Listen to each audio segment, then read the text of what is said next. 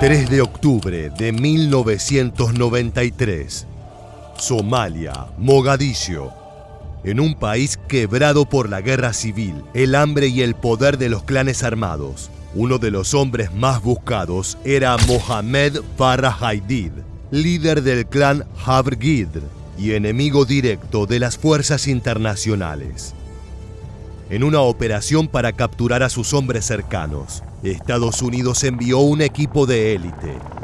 La misión debía durar menos de una hora. Entrarían en helicópteros, tomarían al objetivo y saldrían antes de que la ciudad reaccionara. Pero Mogadiscio no era un escenario controlado. Era un laberinto hostil. Un Black Hawk cayó, luego otro. Y de pronto la captura se convirtió en una batalla desesperada por sobrevivir.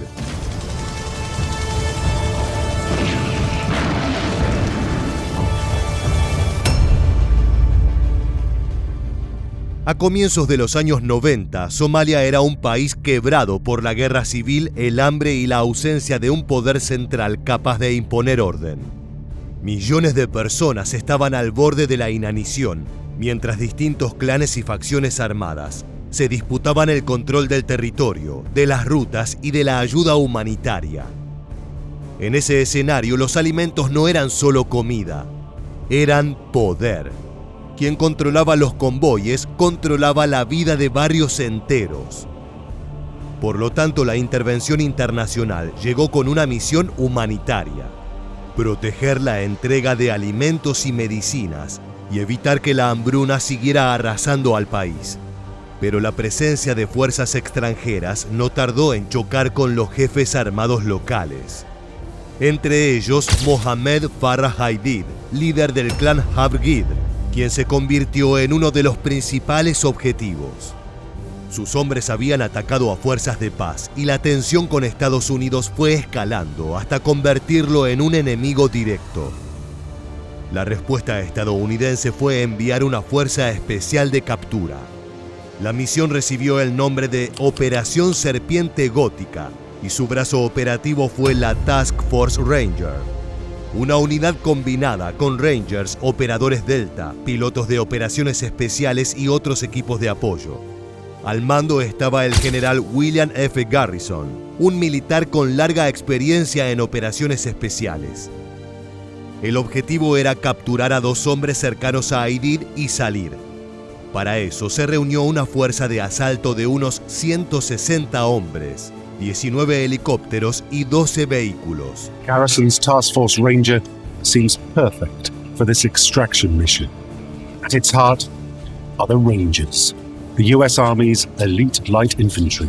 Fighting alongside them are highly trained helicopter teams and members of the secretive Special Forces unit, Delta Force. La lógica era velocidad, sorpresa y coordinación. Los operadores Delta caerían sobre el edificio objetivo en helicópteros MH-6 Little Bird. Los Rangers descenderían desde helicópteros Black Hawk para asegurar las esquinas del perímetro.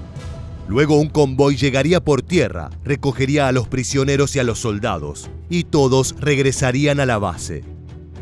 La operación debía durar menos de una hora. El 3 de octubre de 1993 por la tarde, los helicópteros entraron sobre Mogadiscio. Desde el aire, la ciudad parecía un laberinto de calles estrechas, techos bajos y avenidas llenas de movimiento. La zona elegida estaba cerca del mercado de Bakara, un área densamente poblada y hostil para las fuerzas estadounidenses. A las 15:42, los Little Birds se lanzaron sobre el edificio objetivo. El descenso levantó una nube de polvo tan densa que varios operadores quedaron fuera de posición al tocar tierra. The Rangers secure the area around the target building. Inside, the Delta team move in on Aidid's men. Mientras Delta entraba al edificio, los Black Hawk desplegaban a los Rangers en las esquinas. Su tarea era formar un perímetro defensivo para impedir que las milicias somalíes alcanzaran el lugar. Pero uno de los equipos, el 4º pelotón transportado por el Super 67, terminó una manzana al norte por error. Al intentar corregir la posición, los soldados quedaron expuestos en calles abiertas, bajo un fuego que empezaba a crecer desde distintos puntos. En ese mismo despliegue ocurrió una de las primeras bajas graves. El soldado Todd Blackburn cayó desde unos 21 metros durante el descenso en rapel desde el Super 67. Sufrió heridas severas en la cabeza y el cuello. Su evacuación obligó a mover recursos y alteró el ritmo previsto de la misión. La operación ya empezaba a desviarse del reloj original. Dentro del edificio, sin embargo, la acción principal parecía salir bien. Los operadores Delta lograron asegurar a los objetivos en pocos minutos. Los prisioneros fueron sacados hacia el convoy. Para muchos de los soldados en tierra, la captura había sido un éxito. Habían entrado, habían tomado a los hombres buscados y solo quedaba regresar. Pero cada minuto que pasaban en la zona le daba tiempo a la ciudad para reaccionar. Every second the Americans spend in the danger zone gives the Somalis time to bring in more militiamen. Las calles comenzaron a llenarse de hombres armados. La resistencia somalí no era una fuerza improvisada en retirada. Conocía el terreno, tenía apoyo local y se movía por callejones, techos y esquinas con una ventaja decisiva. Estaba en su propio barrio. El fuego inicial, disperso y poco preciso, empezó a volverse más intenso. Para los Rangers, lo que parecía un tiroteo controlable se convirtió en un combate desde múltiples direcciones. Y entonces llegó el golpe que destruyó el plan.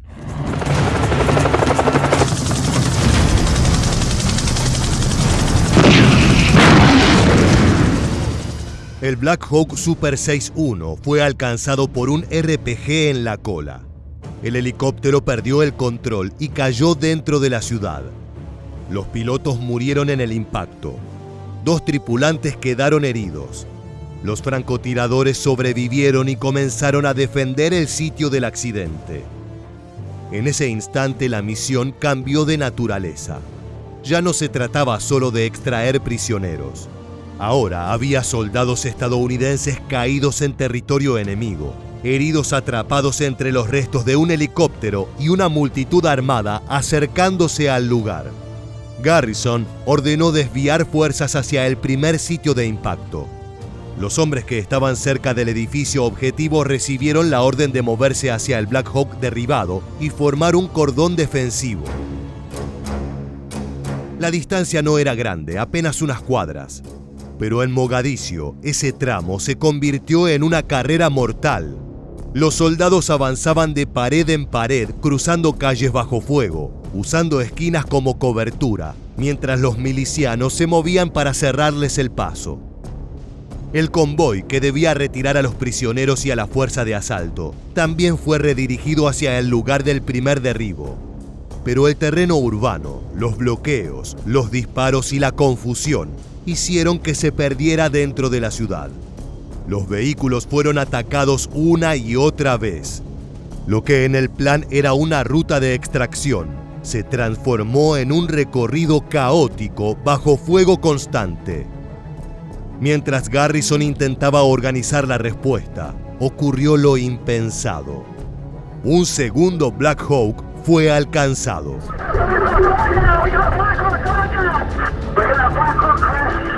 El Super 64, pilotado por Michael Durant, recibió el impacto de un RPG y cayó a media milla del primer sitio. La mayoría de la fuerza estadounidense ya se estaba moviendo hacia el primer helicóptero derribado, por lo que el segundo lugar quedó mucho más vulnerable. Durant sobrevivió al impacto, pero quedó atrapado y herido. El sitio empezó a ser rodeado rápidamente. 2 francotiradores Delta, Gary Gordon y Randy Shackhart, solicitaron ser insertados para proteger a Durant y a los sobrevivientes. La situación era extremadamente peligrosa. El área estaba rodeada, no había una fuerza terrestre cercana capaz de llegar de inmediato, y el segundo sitio estaba aislado. Tras insistir, recibieron autorización. Fueron dejados cerca del helicóptero y comenzaron a defenderlo contra oleadas de milicianos. La resistencia de Gordon y Jacquard se convirtió en uno de los episodios más duros de toda la batalla. Ambos sabían que estaban prácticamente solos, y el ataque enemigo fue demasiado para ellos. Gordon murió primero. Jacquard continuó peleando y antes de ser asesinado le entregó a Durant un fusil Kar-15 para que pudiera defenderse. Durant quedó como único sobreviviente del segundo derribo y fue capturado por las fuerzas somalíes. Con 2 helicópteros caídos, la operación de 1 hora se había convertido en una crisis abierta. En el primer sitio, los Rangers y operadores Delta lograron establecer un perímetro alrededor del Super 6-1. Pero la presión aumentaba. Eran menos de 100 hombres protegiendo heridos, cuerpos y restos de aeronave, rodeados por milicianos que los superaban ampliamente en número. The new convoy rolls out, but the Somalis are ready. The Somalis had set up a huge roadblock. There was no maneuvering around.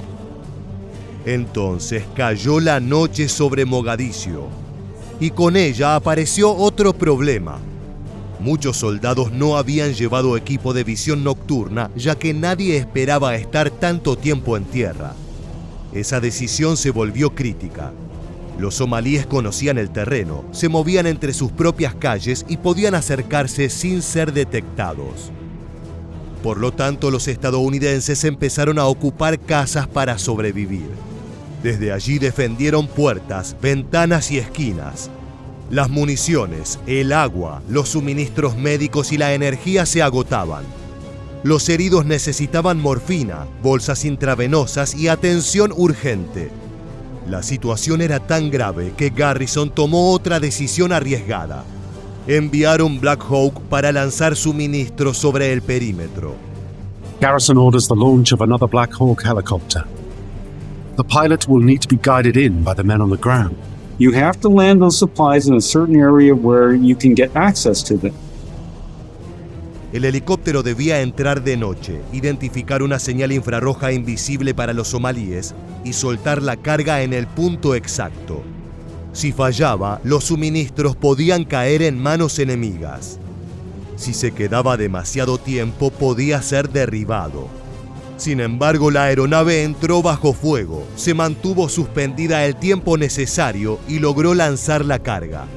Volvió a la base llena de impactos, pero los suministros llegaron. Para los hombres atrapados, aquello significó seguir vivos un poco más. Mientras tanto, los primeros intentos de rescate por tierra fracasaban. Los convoyes estadounidenses no lograban romper los bloqueos ni orientarse en el laberinto urbano. El fuego era demasiado intenso, las rutas estaban cerradas y cada avance amenazaba con sumar más bajas. Garrison comprendió que necesitaba blindados y apoyo de otras fuerzas de Naciones Unidas. Pero esa coordinación llevó horas. Las fuerzas de Malasia y Pakistán aceptaron participar en una columna multinacional con vehículos blindados y apoyo pesado. Recién alrededor de las 2 de la mañana del 4 de octubre, un convoy de más de 100 vehículos avanzó hacia la ciudad. Iba compuesto por fuerzas estadounidenses, malasias y pakistaníes. Su misión era doble: llegar al primer sitio para evacuar a los heridos y recuperar a los hombres atrapados, para luego dirigirse al segundo lugar para impedir que los restos sensibles del helicóptero quedaran en manos enemigas. El avance fue lento y violento.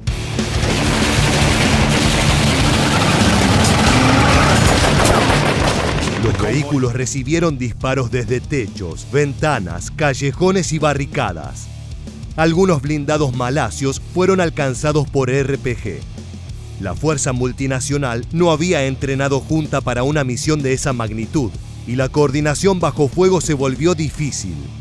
Aún así, el convoy siguió empujando dentro de la ciudad, cuadra por cuadra, durante horas. Cuando finalmente llegó al primer sitio, los soldados atrapados creyeron que la pesadilla estaba terminando. Los heridos comenzaron a ser cargados, pero todavía quedaba una tarea: recuperar el cuerpo del piloto del helicóptero derribado, atrapado entre los restos del cockpit aplastado. Sacarlo tomó tiempo. Hubo que trabajar sobre la estructura del Black Hawk mientras los disparos continuaban alrededor. Solo después de recuperar el cuerpo pudieron iniciar la retirada. Pero la salida no sería simple. No había suficientes vehículos para todos. Algunos soldados tuvieron que correr junto al convoy, usando los blindados como cobertura, mientras las balas golpeaban el metal. Finalmente la columna llegó al estadio controlado por Naciones Unidas. La operación había durado unas 14 horas. Lo que debía ser una incursión relámpago, terminó convertido en uno de los combates urbanos más intensos para las fuerzas estadounidenses desde Vietnam. El saldo fue devastador. En el balance inmediato murieron 18 estadounidenses. Más de 70 resultaron heridos.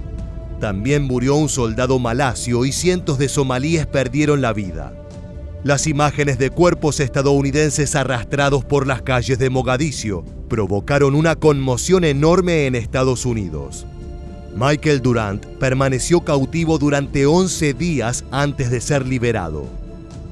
Gary Gordon y Randy Shockhart recibieron póstumamente la Medalla de Honor por su defensa del segundo sitio de impacto. La misión logró capturar a los hombres buscados, pero el costo fue tan alto que cambió por completo la lectura política y militar de la intervención. Meses después, Estados Unidos retiró sus tropas de Somalia. Un año más tarde, Naciones Unidas también se marchó.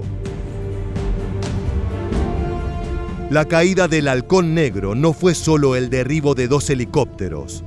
Fue el momento en que una operación diseñada para durar menos de 1 hora reveló todos los riesgos de entrar en una ciudad hostil con exceso de confianza, información incompleta y una dependencia absoluta de la velocidad. Cuando esa combinación se rompió, cada error se multiplicó. Y entonces lo que había comenzado como una captura precisa se convirtió en una lucha desesperada por no dejar a nadie atrás.